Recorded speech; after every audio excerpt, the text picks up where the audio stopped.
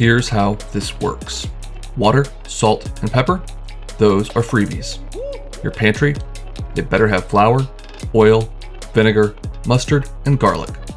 Beyond that, you'll only need 5 more ingredients and 25 minutes to put an entree or entire meal on the table. So, shop, set the clock, and let's dish out.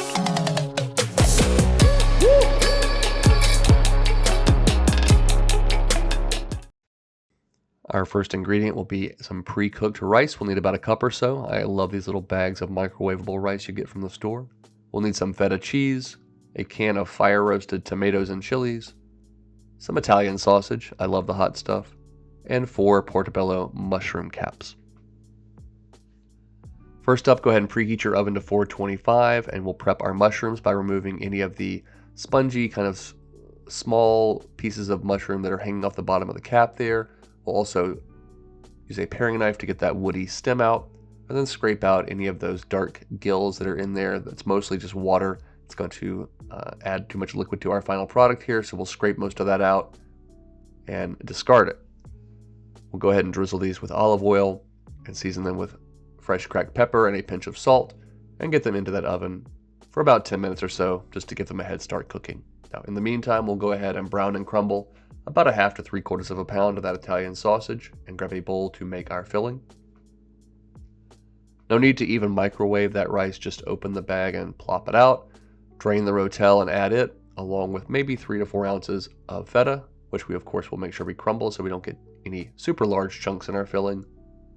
We'll add in that hot cooked sausage. I did not drain mine. There's a little bit of fat in there, but that's going to bring tons of flavor to an otherwise relatively low fat party here.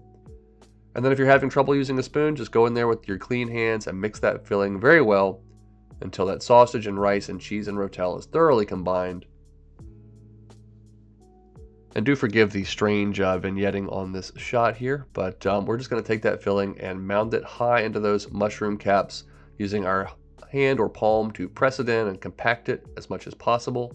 We really want these to be stuffed mushrooms. Give it another 10 to 12 minutes in that 425-degree oven. Everything is really mostly cooked here. We're just going to finish softening up those mushrooms. That filling is going to get to know each other in there with that cheese and rice and meat and sausage fat all just getting to know one another.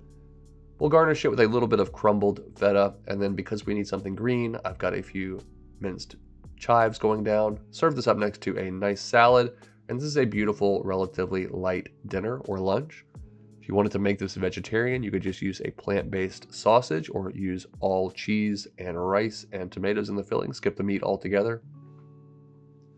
I love the way those mushrooms cook down and have a beautiful bite, almost like a piece of meat itself. That filling is, well, not to beat a dead horse, but it's filling.